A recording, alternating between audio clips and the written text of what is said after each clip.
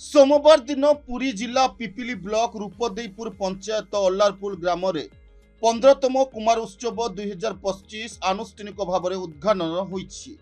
ए उद्घाटन उत्सव में मुख्य अतिथि भाव में उत्सवर ओडिशा सरकार माननीय स्वास्थ्य मंत्री मुकेश महालिंग जगन्नाथ निकट में प्रदीप प्रज्वलन करथिले। तांको सहित माननीय पिपिली डेलांग विधायक आश्रित पट्टनायक, भुवनेश्वर एकाम्र विधायक बाबू सिंह, सत्यवादी विधायक ओम प्रकाश मिश्र, ब्रह्मगिरी निर्वाचन मंडलीर पूर्वतन विधायक ललितेन्द्र विद्याधर महापात्र जोग देइथिले।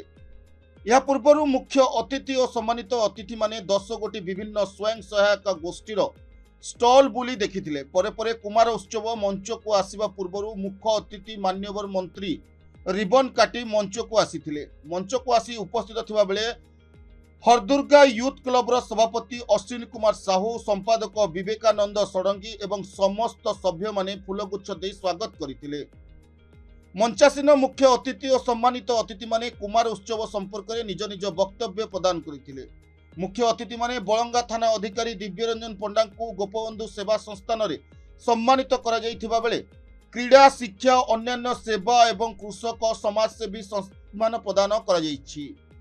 सेही वक्तव्य रे कुमार उत्सव सहज सरल शांति श्रृंखलार सहित पालन होउतबा धन्यवाद जणाइथिले।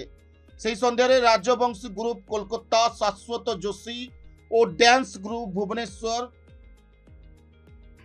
फट फाइटर मालखंबपुरी, लास्य डांस एकाडेमी कटक विभिन्न सांस्कृतिक कार्यक्रम होइथिला। कुमार उत्सव को देखिबा एवं उपभोग करबा पई स्थानीय अंचल हजार हजार युवक युवती वयस्क जनसाधारण माने उपस्थित रहिथिले।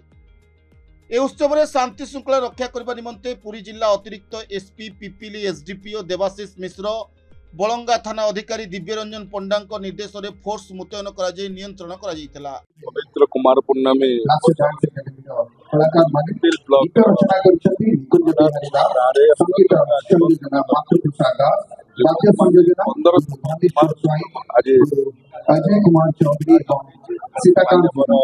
स्वास्थ्य मंत्री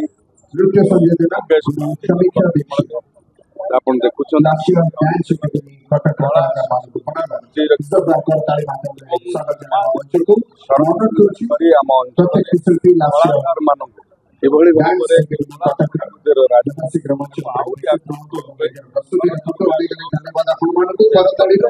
सेवा कार्य सहित मंच कला संस्कृति बंचेवा कलाकार कुमार उत्सव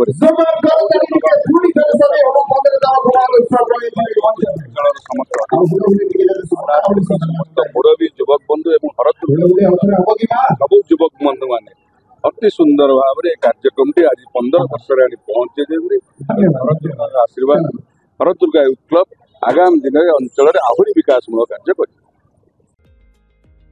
पुरी दिवाकर प्रधान को report the Republic Odisha 24 news.